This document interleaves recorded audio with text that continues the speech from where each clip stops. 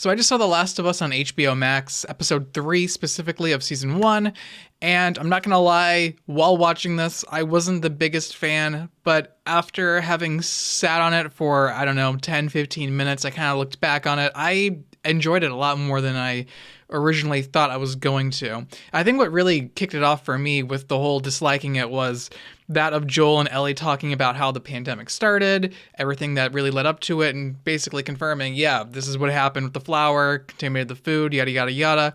I mentioned in my last review that I really did not like that they mentioned that in the episode, and now they're doing it again. They're really hammering it in. I feel like, guys, we already knew from episode 1. That's okay. We don't need this dialogue. That's fine. No, please, no more of this. But unfortunately, we got more of that. I wasn't a huge fan of that. It really goes against my whole philosophy of show, don't tell. I mean, we're watching pictures on a screen. Lots of pixels just showing us these beautiful images, and it's trying to show us a story. I don't need it to tell me something that I could already pick up on basically episode 1. It just felt like it was a waste of screen time, honestly, and I really felt like it took away from Nick Offerman's performance throughout this episode, because my golly, Nick Offerman, my guy, Ron Swanson, heading to Home Depot. So proud of him.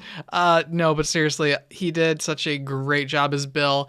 And the thing that really stuck out with me here was the just overarching change in his character, and actually being able to see his partner, Frank. I thought that was really interesting that we got to see him here. I honestly don't remember a whole lot from Bill's storyline in the actual game. However, I think that what they did here was really awesome and sweet, and this was another reason actually why I was kind of mad going to this episode, because I really wanted to focus in on Joel and Ellie and see them build a relationship.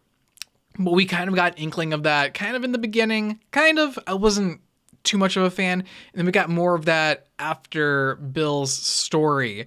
So I was satisfied there, and I was also satisfied because we got to see a story about love, which is the overarching theme of The Last of Us. Love, what you do to preserve it in such a dark time, and I just think that really hit home with me. I think the filmmakers did such a captivating job here with a story, a better love story than Twilight. Obviously, it was beautiful, and on top of that, it was a gay love story. It's not something you see a lot in media. At least I don't see a lot of it in my media, and it's something that I think that should not be, shouted out. I think it's something that really needs to have some more light shined on it, per se. So just overall, I think that the messages, the themes, everything that happened here, and on top of that, the uniqueness of the relationship, how they met, how it all started, their clashing personalities as well between Bill and Frank, that was just, it was touching. It was really touching, and seeing Bill go from this sheltered conspiracy, hardcore politics type guy to, Frank's loving nature, just watching them merge into this amazing couple that supports and loves each other. I thought that was really cool. It was just a really special episode with all of that, and I'm not gonna lie, thinking through this, I'm like, can we please just get back to Joel and Ellie, please? I just want to watch Joel and Ellie. But just the more I think about this episode, like the second this episode ended, I just thought to myself, I truly think we actually needed this.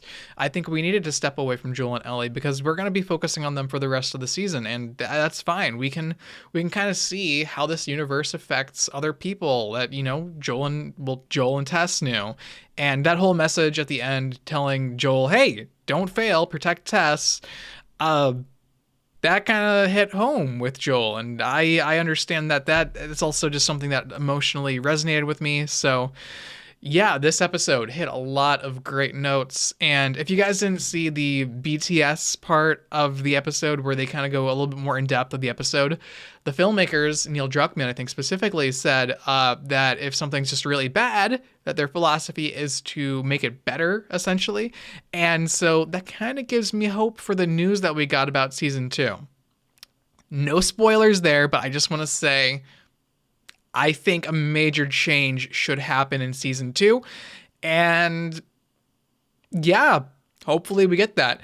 But yeah, guys, I thought that this episode of The Last of Us, it was super good. I loved it a lot. It was just, it was beautiful. It was so beautiful. And it's just a really respectful episode too. I thought personally, a majority of the time, it's wasting my time. It's wasting my time. But I think I was in the wrong headspace. And honestly, I kind of want to watch this episode again. And we just in a better headspace, in a better mindset. And I think that I can actually appreciate this episode so much more. It's not just a Parks and Rec episode of Nick Offerman being a woodworker. It's so much more than that. And Nick Offerman killed it in this episode. Thought he was really good. I didn't know he was this great of an actor, emotionally speaking. I mean, he had emotional scenes in Parks and Rec. That's really all I know him from, guys. Sorry for the constant referrals to that show, but yeah, just seeing his character and seeing Nick Offerman act his butt off like this, that was beautiful.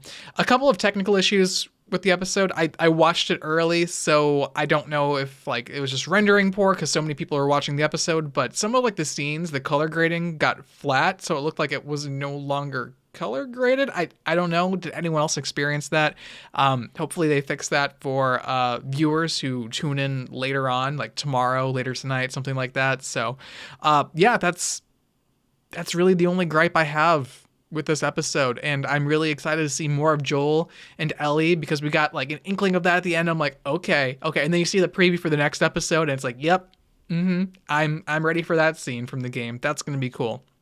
So yeah, seeing like some really major changes from the game here, but I don't mind it. I'm excited for the next episode, and I hope that you guys like this episode too. I hope you guys like this show because it's truly just a blessing in storytelling, and it's so unique and fun. I think they kind of fudged up a little with the whole show don't tell thing, but I think they recovered pretty well, and I think they're going to recover with future episodes. Hopefully, no guarantees, of course, but I think that the story is, no matter what, it's a treasure to watch, and I hope that new viewers really, really appreciate this. Guys, thank you guys for watching my episode review of The Last of Us Season 1, Episode 3. We're kind of cutting these a little bit shorter so I can just post my review talk after. So yeah, hope you guys enjoyed it, and I will see you guys in the next video. Take care.